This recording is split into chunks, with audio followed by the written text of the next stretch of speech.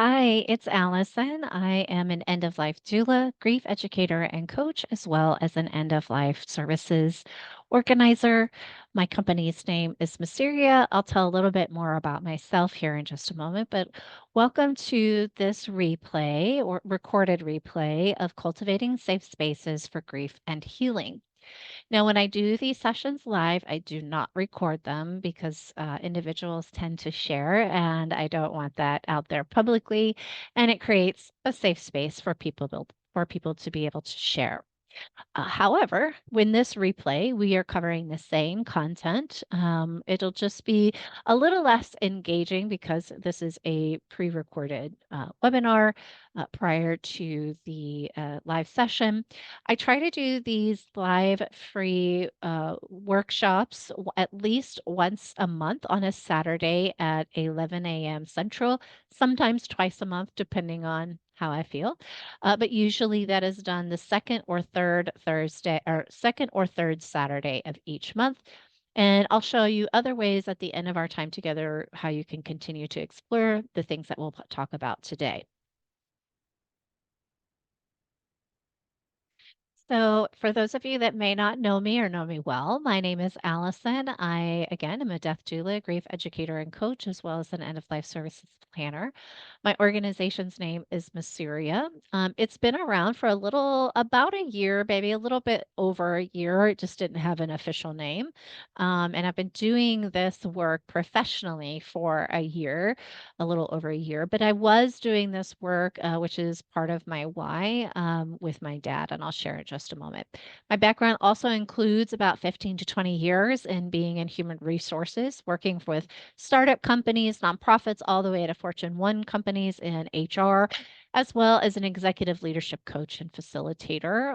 And traditionally, my niche was to talk about the things that were most difficult to talk about and to also hold executive and leadership coaching, primarily for women, but it included all genders on their leadership and impact journey. And so let me share a little bit about why I do what I do now, kind of transforming my career from executive and leadership coaching and HR into the space of death and dying and grief support and education. You'll see here in that picture, there's me and then my sister who is in the pink. And in the middle is my dad. I was, after a period of time in his life, I moved from New York City to Northwest Arkansas. Don't hold that against me, being an Arkansan now. But my dad's mental and physical health became much more of a challenge to where he needed advocacy and someone to care for him. And I did that for an intense period of time. I've been kind of navigating that his boat my whole life with him and my family, but for several years, this was the main component of my life. And like many people experienced death, my dad died in July of 2020. And then collectively as a globe, we experienced a lot of grief and social injustice. That was kind of in our face. And so all of those experiences kind of brought me to, holding and creating Mysteria. I was talking more about my grief journey and my journey in navigating the healthcare system. And the more that I would talk about it, the more people would say, yeah, me too. Or, people would send people to me because I'd gone through this experience and they were starting to go through this process themselves. And so that's why I created Mysteria. And so my engagement agreements for you today, as you're watching this recorded webinar, one is to be open. You may hear some things that you've heard before, so maybe being open that it's an affirmation of what you already know, but also being open to the experiences and the information that I'm sharing today as something new and that you could potentially incorporate or integrate that into your experience. Number 2 is to be present as much as possible, dedicate this time just for you. I know that there's a lot of things happening around you, and I'm certainly not expecting you to just totally zero in on this the whole time, but just to be, present with the content from today. And then lastly is to be engaged. There'll be components today that I'll be asking you to pause and reflect. So, asking you to do that either through this webinar, coming back to those exercises later, and being engaged in that process. So, I want to start out with this quote. And most people know Alice Through the Looking Glass is Alice in Wonderland, but that's the title of the book, and it's by Lewis Carroll. And this quote says, "In the memory of the Palace of Dreams, this is where you and I shall meet." And so this quote really sparks the idea that within shared memories and dreams of a community, there is a meeting place for healing and connection. It evokes this idea of finding solace in those collective experiences. And so as we embark on this webinar, let's kind of recognize the transformative power of coming together. And so grief shared is not merely just grief halved, but it's a communal tapestry where threads of our individual stories strengthen the entire fabric. And so that healing process becomes a collaborative effort where we draw upon each other's experiences, empathy, and compassion to navigate our profound challenges. And so today we're going to explore activities that really create community connection.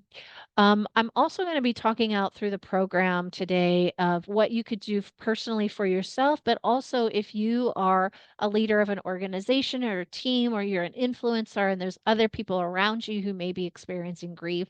You talk a little bit about how you can utilize these tools and resources we'll be talking about today from that perspective as well. So we're going to talk about how there's grace in our grief, that understanding that there's this natural journey of grief and its elements. We're going to talk about the SAFE approach, so an acronym of utilizing the term SAFE and learning how to create safe spaces for our personal and collective grief. There's going to be lots of metaphors, as I like to utilize those as well. And so I'm going to invite you to either get out a piece of paper and a pen, Word doc, or note, or also in this email that I'll sending this replay to, there is a digital workshop that you can take notes in as well. So this is kind of our first communal circle of connection exercise. And so, I mentioned at the very beginning that this would be engaging. And so I'm going to invite you to take a look at these pictures, and you can choose one or multiple pictures that really represents your connection to the theme of grief. This could be how you have experienced or are experiencing grief, how you've witnessed grief, or if that hasn't been a part of your experience yet, how you define grief, or it could be a combination of all three of those things. And so I'm going to invite you to write a number, and also why you chose that number, that picture, as a part of either how you've witnessed, experienced, or defined grief. And so, for me, in my grieving journey, particularly at the beginning of my grieving journey, so after my dad died, we were in the midst of COVID, and we were also experiencing publicly social injustices happening very viscerally. And so, number 7 is the first picture that represents how I both defined, experienced, and witnessed grief from a compartmentalization. So I see those little boxes as kind of that compartmentalization.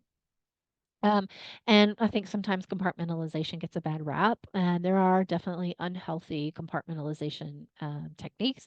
But I think at times compartmentalizing things is a way of survival in a moment where grief takes up everything. It takes up all the energy that you have. And so for me, number 7 was a way to get through the stuff. I was a mom, a partner, a community engager, a person that runs businesses. So there were still things that were happening, and I had to compartmentalize things in order some days just to get through the next hour.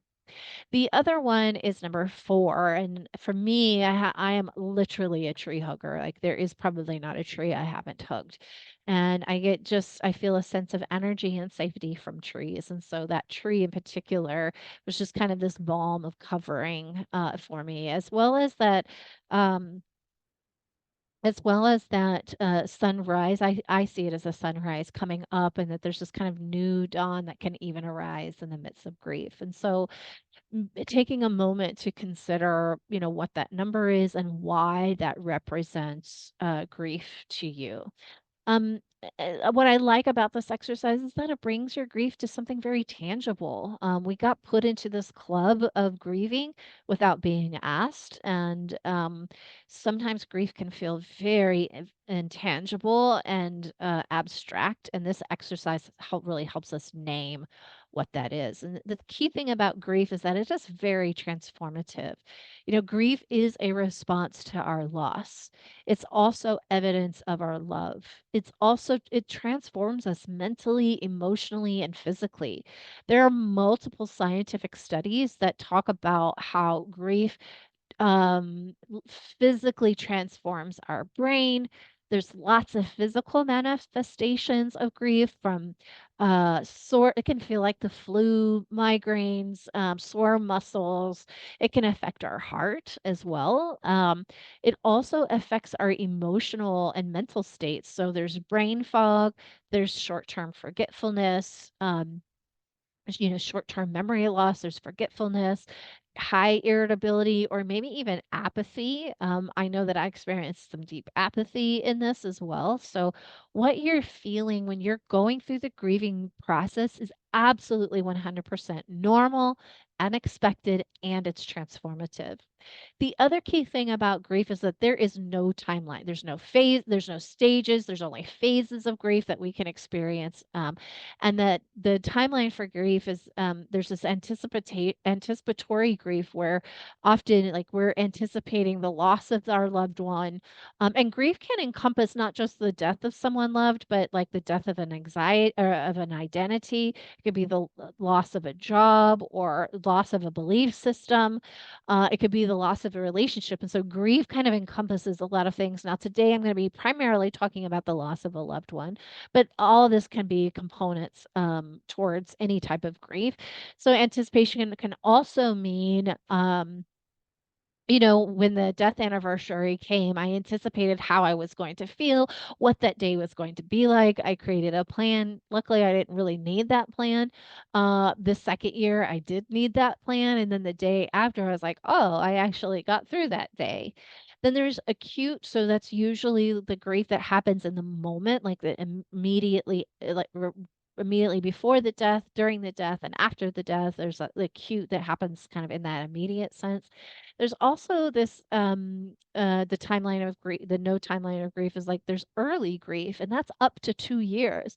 Our society is really grief illiterate and death illiterate, and we tend to think that grief should be over in 3 days. A lot of company policies are based on 3 to 5 days. Or most people will say, "It's been 3 months. Aren't you over it? It's been 6 months. Aren't you over it? It's been 3 years. Aren't you over it?" Really, it has been shown through multiple studies that early grief is really those first 2 years with the loss of our loved one. And then lastly is this mature grief that our grief, we never get over grief. Like we just never get over it. What we do is we mature with our grief. We learn to navigate and grow with our grief. We kind of put it in our backpack sometimes and carry it with us. Sometimes it's like right in our face, or sometimes it doesn't even exist, like we don't even think about it. But that's further down the road. That's way down the road. And so understanding that there is no timeline to grief, that there's this navigation of grief that happens depending upon, how we experience. And so there's this landscape of grief that happens, and it's as we're going through this journey, we're learning to navigate it. So there's this landscape of loss that happens. And so grief encompasses a vast and varied landscape, much like the tapestry woven with threads of love, memories, and shared experiences. Each person's journey through this landscape is unique. It's shaped by the contours of their relationship with the one that they've lost. It's also like this emotional roller coaster. Grieving involves a roller coaster of emotions and profound sadness to moments of unexpected laughter. It's crucial to acknowledge and honor the complexity of these emotions, understanding that there's no one size fits all approach to grief, even when we're talking about the grief from a collective standpoint. And grief really thrusts us into uncharted territories. It challenges us to redefine our sense of self and purpose. And this journey is deeply personal. It's marked with twists and turns that demand resiliency, self compassion, and supportive community to navigate the unknown. And so we're going to use this acronym that grief is graceful. We're just going to use kind of the first letters. And understanding that grief is a natural and individual journey marked by growth, by resilience, by acknowledgement. Some people use the word acceptance. I don't really like the word acceptance because there's this tension around this idea of acceptance, but rather acknowledgement. It's much more self compassionate. And then C is for like the connection that grief brings to us as well as expression. And so recognizing these components allows individuals to navigate grief with compassion and self awareness. So let's first talk about the first letter G, which is growth and grief. So, the growth, I mean, is in this context of grief involves the transformative process where individuals find new perspectives, insights, and personal development on their grief, their journey of loss. It's about recognizing that even in the midst of sorrow, there can be opportunities for profound and personal emotional growth. And so I'm going to share a couple of stories. All the names have been changed, but permission to talk about their story. Um, and so my one of my one-on-one clients, Emily, experienced significant personal growth following the loss of her spouse. And so initially she was overwhelmed by grief. She sought out therapy, received one-on-one grief coaching with me, and discovered this like really um and it wasn't something that was brand new to her of like this inner strength, but she never knew the depths of her strength, inner strength. Like looking back and seeing all the things that she had been through, and then this grief, I feel like when we lose a loved one, it really kind of amplifies our resiliency, our inner strength that we never fully acknowledge until we go through this experience. And through this challenging journey, Emily developed a deeper understanding of herself, of her values, and the importance of cherishing the meaningful connections of people that she had in her life. The growth that she experienced really allowed her to navigate the complexities of grief with resilience and ultimately contribute to her journey of healing. For me personally, at the beginning, particularly at the beginning of my grieving journey, I only had so much energy and I could only focus on the most important things. And so there was all these other things that didn't get done or, whatever. But what I was actually a little more productive, and not that I'm advocating for grief for productivity, but I was able to actually really enjoy the work that I was doing because I could only do so much. When I reflect back on that, I realize, oh, those were actually healthy boundaries that I hadn't set before. And so really kind of going through this transformational process of like, oh, I actually set healthy boundaries that I could have at any time, but for whatever reason, grief was the amplifier of that. And then, so with one of the larger nonprofit clients that I have, when they lost a key leadership member, the organization's leadership team invited me in to discuss the meaning of grief and how they could hold that grief in community. They followed up that session with small group discussions to discuss what grief meant to them personally and professionally. And so this really allowed participants to explore the transformational process of grief in finding new perspectives. So the R represents resilience. Resiliency in grief is the capacity to withstand, adapt, and grow in the face of loss. So it involves this acknowledgement, and we'll talk a little bit more about what that looks like in a moment, but it involves this acknowledgement that the pain and sorrow uh, exist while we find the strength to navigate through these challenges. that arise during the grieving process. And so, resiliency in the context of grief involves the ability to navigate emotional turbulence that follows the death of a loved one. It is the process of finding strength, adapting to this new reality, and honoring the memory of the departed while continuing to grow. And so grief really is resiliency in grief is really a testament to the human spirit's ability to endure, to adapt and emerge stronger from even the most challenging experiences. It's really exemplified by the ability to face profound emotional impact of loss and navigating through it with strength and adaptability and commitment to healing. And so, following the loss of his partner, James experienced an intense period of grief, around 6 to 8 months. And instead of retreating into his from the pain, like ignoring that it didn't even happen or ignoring that I'm going to put my grief somewhere else, he actually embraced his emotions and sought support. And through counseling and grief coaching, James discovered the power of expressing his emotions and really kind of began this journey of self reflection. He demonstrated resiliency by actively engaging in activities that honored his partner's memory, such as organizing an annual memorial event. And so, despite the ongoing sorrow, James found the resiliency to create positive impact in his community, turning grief into a force for connection and healing.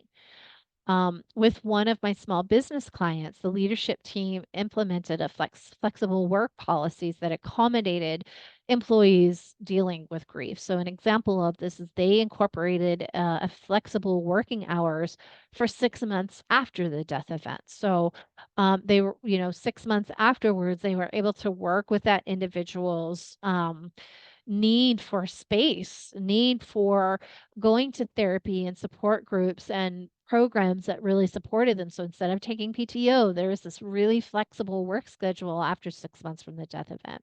There's also remote work options while their employees kind of figured out the funeral arrangement. It is hard to work while we're also trying to figure out the funeral and celebration of life arrangements. They also offered additional flexibility in helping them navigate their employees' unique grieving process. I'll talk a little bit more about what that looked like in just a moment. In the grace piece of this is acknowledging the grieving journey.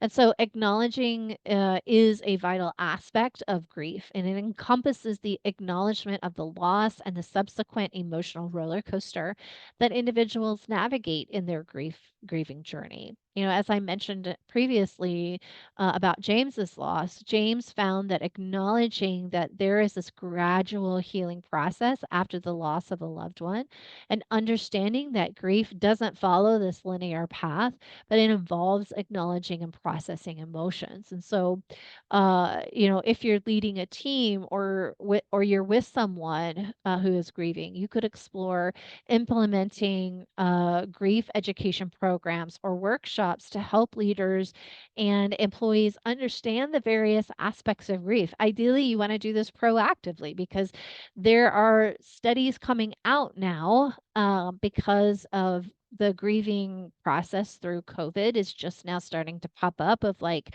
how grief impacts the workplace and the work that we do. Not that the money matters, but there's something like $12 billion are lost in productivity due to grief. And so we know that that is going to happen. And so, how do we navigate and be supportive of our people when they are grieving? Um,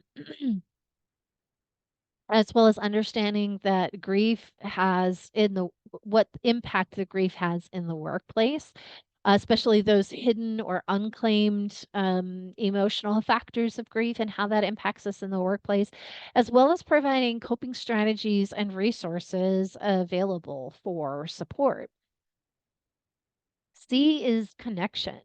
And what I mean by this is that grief often deepens when deepens the connections with others while fostering and strengthening our empathy muscle and a sense of shared humanity in times of sorrow.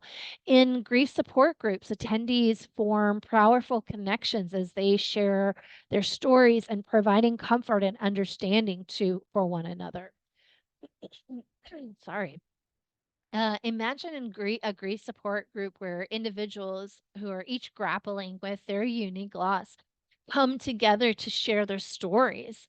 In this safe and empathetic space, attendees can form a powerful connection as they open up about their grief. And through this act of sharing, these individuals not only provide comfort and understanding, but they're also um, speaking a same language. You know, when we go through the loss of a loved one, we get inserted into this culture and club that we didn't ask to be a part of. But there's a whole new environment. There's a whole new culture I've got to learn. There's this whole new language I've got to learn. And it's difficult to navigate it when other people around us don't speak the same language. And so when we can be part of a group that actually can understand some of what we're going through, like it really creates this bond rooted in vulnerability, and these shared experiences really transcend um, uh, um, words and creating connection that extends beyond just like group meetings, but it really becomes the source of ongoing support and understanding.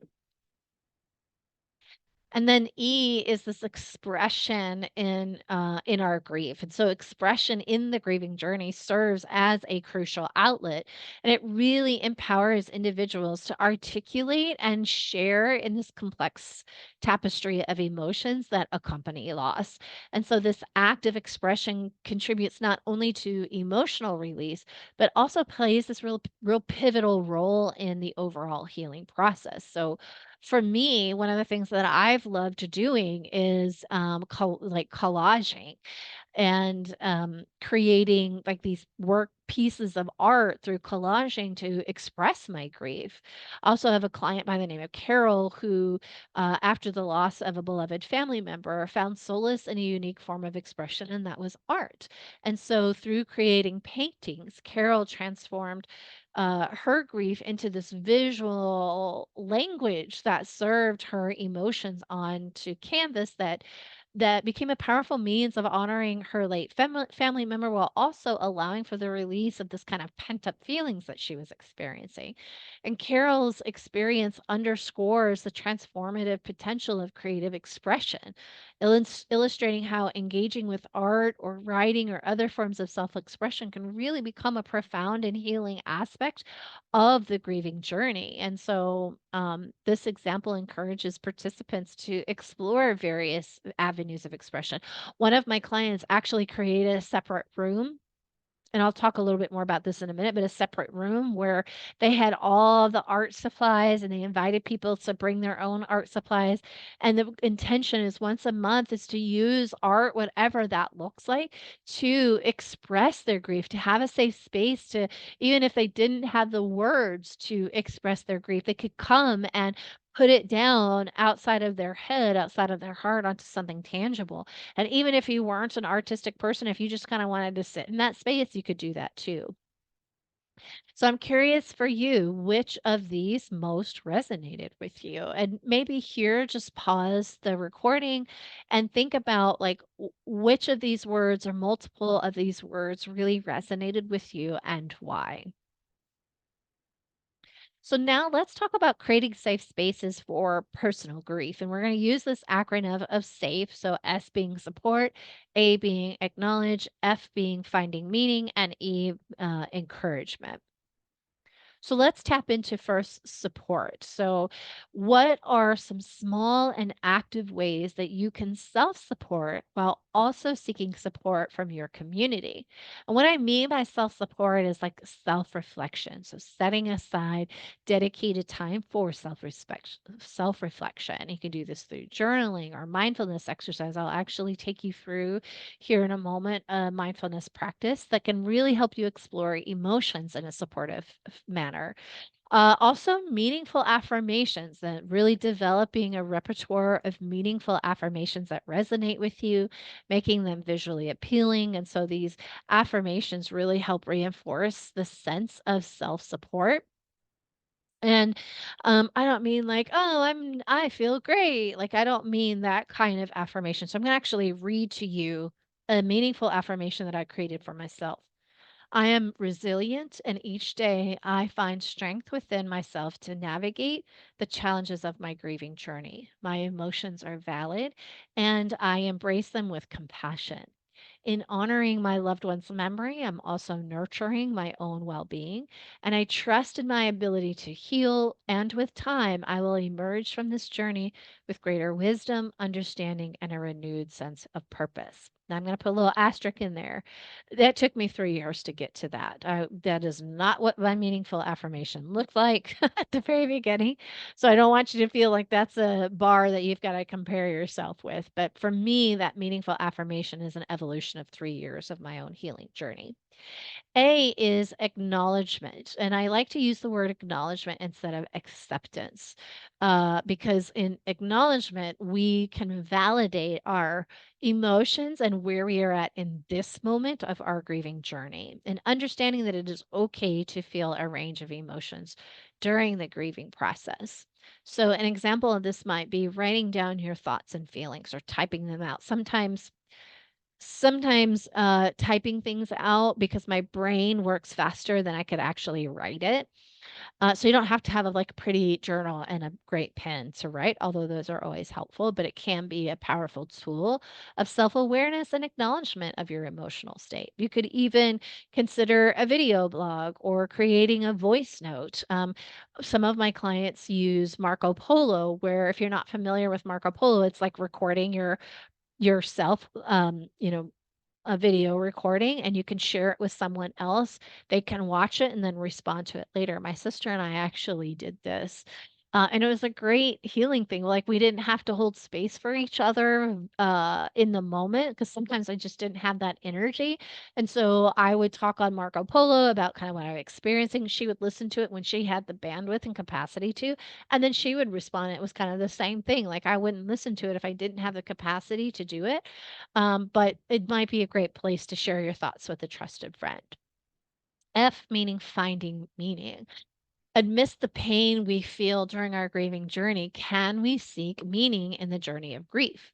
Perhaps the loss propels you or your community group towards newfound compassion, resiliency, or a greater appreciation for life, because finding meaning transforms grief from a sense of aimless suffering to a purposeful and transformative experience. And finding meaning in grief can be a catalyst for personal growth as well, by embracing the notion that even in the midst of pain, that there can be moments of joy, that there can lead us towards a path of self-discovery, increased empathy, and also just like this deep connection to the essence of life. And then lastly, encourage. And so, what I mean by that is encouraging self compassion. It's cultivating self compassion by treating yourself with the same kindness as you would offer a friend that's going through the grieving journey. And understanding that healing is a gradual process, and it's okay to be patient with yourself. This is something that I have just started my own journey of self compassion. I'm 50 years old, and I'm just now learning to define, what does self-compassion really mean? What does that look like? And how does that look realistically for me? It's also encouraging ourselves to celebrate our progress and acknowledging and celebrating small milestones in your healing journey. Each step forward, no matter how small, is an achievement worth recognizing. So, as we start to wrap up our time together today, I'm going to invite you to participate in this guided meditation or mindfulness practice, calling a journey from within. So, I'm going to invite you just to kind of take a relaxed posture. You can sit down or lie down in a relaxed position. And either I'm going to invite you to close your eyes if that's not safe or comfortable for you, maybe lowering your eyes and focusing on one area. And so I'm gonna just want to invite you to take a big, deep breath in and out. Maybe inhale deeply through your nose and allowing the breath to fill your lungs, and then exhaling slowly through your mouth, releasing any tension.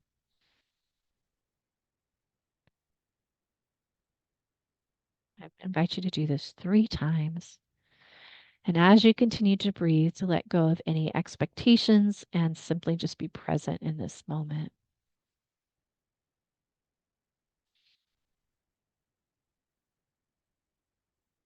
I'm just going to invite you to bring an awareness to your body.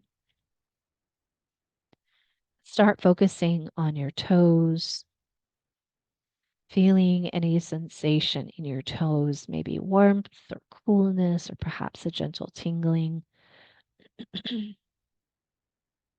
And just gradually move your attention up through your feet, your ankles, and your legs. Breathing in and breathing out. Notice any areas of tension or relaxation without judgment.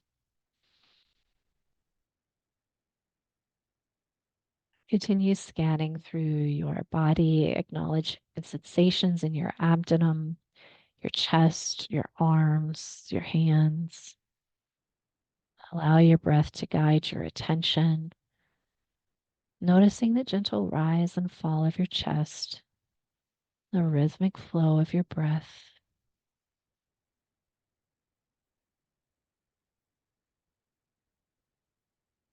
As you scan, be kind to yourself. If you encounter any areas of discomfort, just kind of send your breath and gentle awareness to those spaces. Just offering them a moment of acknowledgement and care.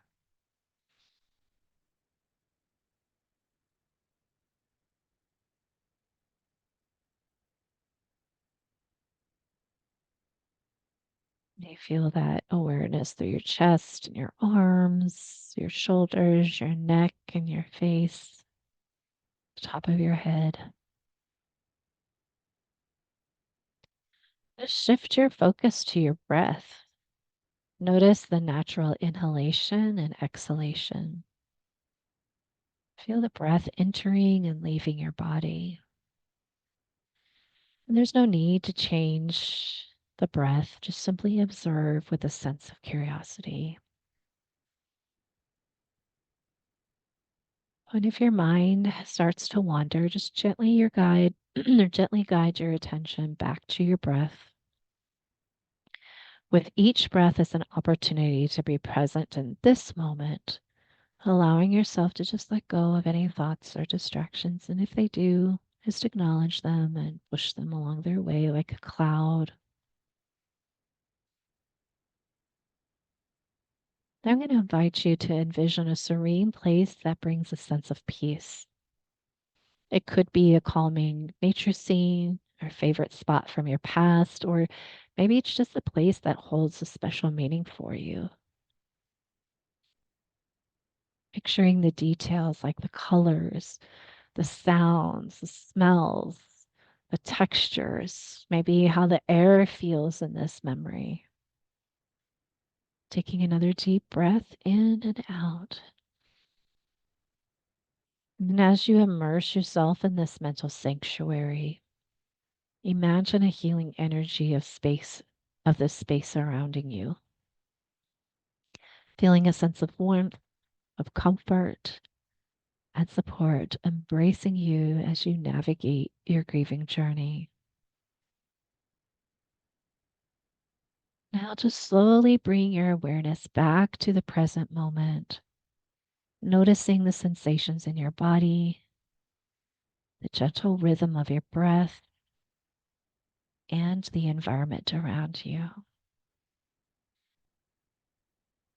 Just take a moment to express gratitude for this time that you've dedicated to your healing journey.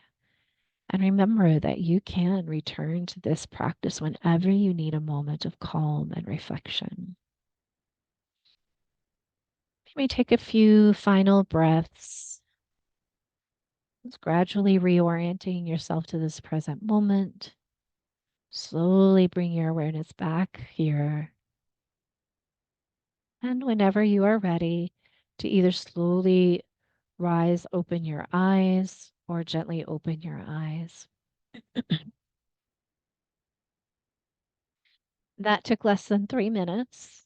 And so you can come back to this practice at any time.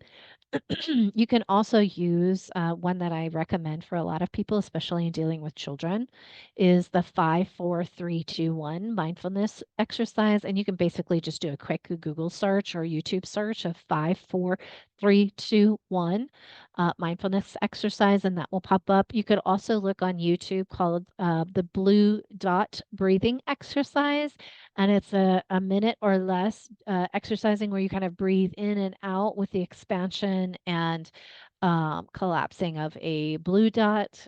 Those are all really great exercises. And you can use those exercises at any point, whether you're grieving or not, whether you're feeling anxiety or not. It's just really great to kind of take a moment to pause and to reflect on our breath and just be mindful of how our body feels in that moment. So, as we wrap up our time together today, love for you just to pause here and consider what resonated most with you and why did that resonate with you. You may want to write this down or just pause for a moment and mentally reflect. And so, after you finish this and you want to stay connected and to continue to explore these kinds of exercises, I will be starting a 4 week mini program called Beyond the Grief Journey, and it's early bird pricing at 333, and it's a 4 week program. If you're interested, please let me know. You can also go to my website here. You can also connect with me on Instagram or TikTok. I also provide one-on-one grief coaching as well as going into organizations and talking about grief, death, and dying. So I'd love for you to connect with me, either for yourself or if you know someone that could use additional support, you can send them to any of my social media platforms. I'm involved in pretty much all the social media platforms except for one, which we is kind of one of those he who will not be named will be, but all the other platforms. But Instagram and TikTok are where I'm most active. You could also just email me directly. So I want to close this out by expressing gratitude for you for taking a few moments to be a part of your healing journey or even just your education about grief and what that looks like. I also want to thank my dada who is here spiritually with me. It's because of him and the experience of going through this journey is why I'm doing this work today. And he's with me even here as I hold these sessions. And I'd love to hear from you as you're watching this replay, either again, if you joined me live and you're watching this again, or you weren't able to join me live and you're watching this as a replay, or for some of you who have been clients or current clients of mine watching this as a resource, I'd love to hear from you. Send me an email or a text and let me know what resonated most with you. Where do you need support? And I'd be happily to engage with you. Thank you so much for being here, and I look forward to the next time that we connect.